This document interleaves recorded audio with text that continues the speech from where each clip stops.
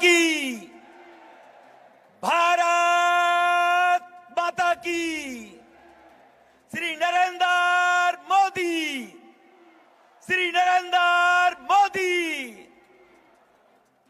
सम्मान पर उपस्थित भारतीय जनता पार्टी का नेतृत्व, समाज के मेरे प्रबुद्ध जन, मातृशक्ति भाइयों बहनों, नौजवान साथियों, मित्रों, मुझसे पूर्व में हमारे सभी वक्ताओं ने दिल्ली के एक बौने दुर्योधन के बारे में आपको जानकारी विस्तार से दी है।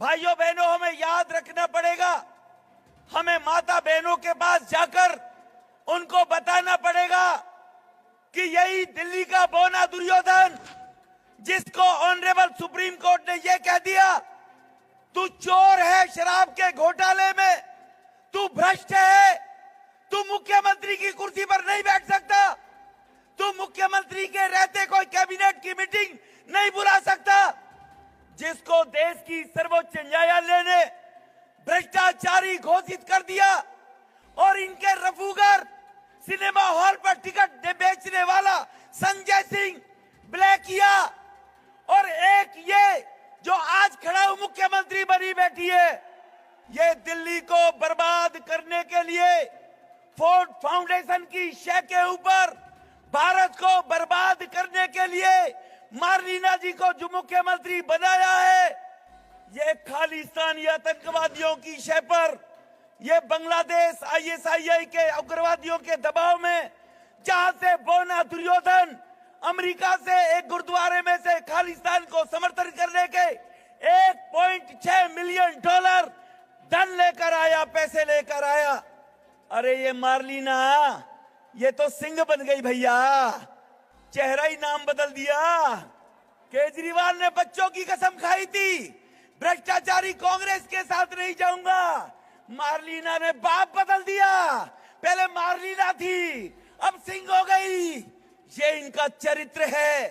यही मार्लिना के पिता और मां अफजल गुरु, जो पार्लियामेंट का दोषी था, जिन्होंने भारत के वीर नौजवानों को सुरक्षा में प्रहरी, देश के जवानों को हत्या करने के उग्रवादी दोषी अफजल गुरु के फांसी की माफी के लिए याचिका दी थी, तो मार्लिना की मां ने दी थी, मार्लिना के पिता ने दी थी।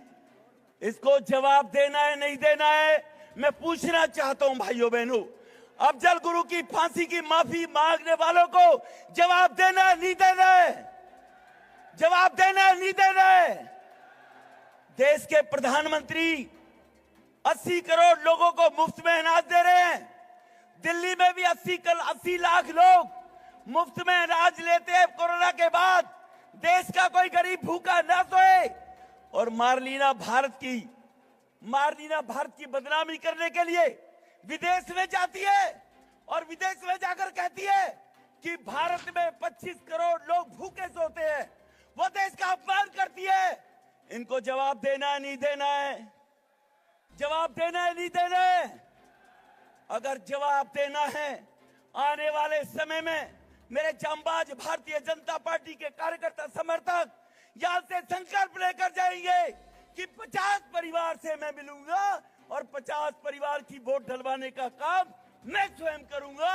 लोग वोट देने के लिए तैयार हैं, आपके आने का इंतजार कर रहे हैं। यही कहते अपनी वाणी को विराम देता हूं। आपने मुझे प्यार से सुना, बहुत बहुत धन्यवाद। जय भारत, जय हिंद, भारत माता की, भारत माता की।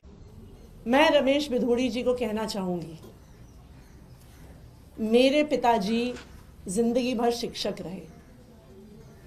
उन्होंने दिल्ली के हजारों गरीब लोअर मिडिल क्लास परिवार से आने वाले बच्चों को पढ़ाया। आज वो 80 साल के हो गए हैं।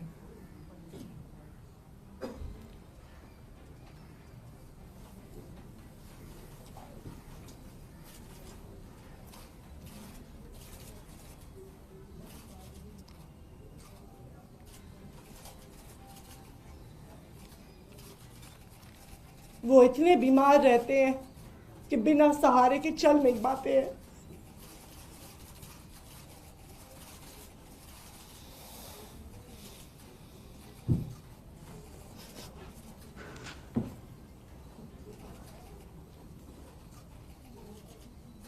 आप चुनाव के लिए इतनी घटिया हरकत करेंगे?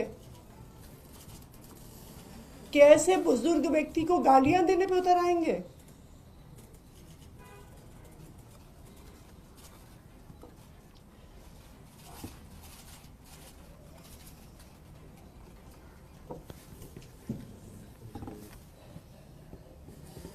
इस देश की राजनीति इतने घटिया स्तर पर गिर सकती है, मैं कभी सोच नहीं सकती थी। रमेश बिधूड़ी जी खुद दक्षिणी दिल्ली से 10 साल सांसद रहे। वो बताएं ना कालका जी के लोगों को कि उन्होंने इस इलाके के लोगों के लिए क्या किया। वो दिखाएं ना कि जो उनका 10 साल का काम था वो मेरे 5 साल के विधायक के काम से बहुत बेहतर था। उसके आधार पर वोट मांगे। कहें कि अगर आतिशी ने एक सड़क बनवाई तो मैंने 10 सड़कें बनवाई। आतिशी ने अगर 100 सीसीटीवी कैमरा लगवाए तो मैंने 1000 सीसीटीवी कैमरा लगवाए। आतिशी ने अगर 1000 लाइटें लगवाई तो मैंने 5000 लाइटें लगवाई। अपने काम पर वोट मांगे। मेरे बुजुर्ग पिताजी को गालियां देके वोट मांग रहे हैं वो। ये बहुत दुख की बात। ABL 24 न्यूज, सच दिखेगा। ABL 24 न्यूज को सब्सक्राइब करें। ताज़ा खबरों के लिए बेल आइकन को दबाएं।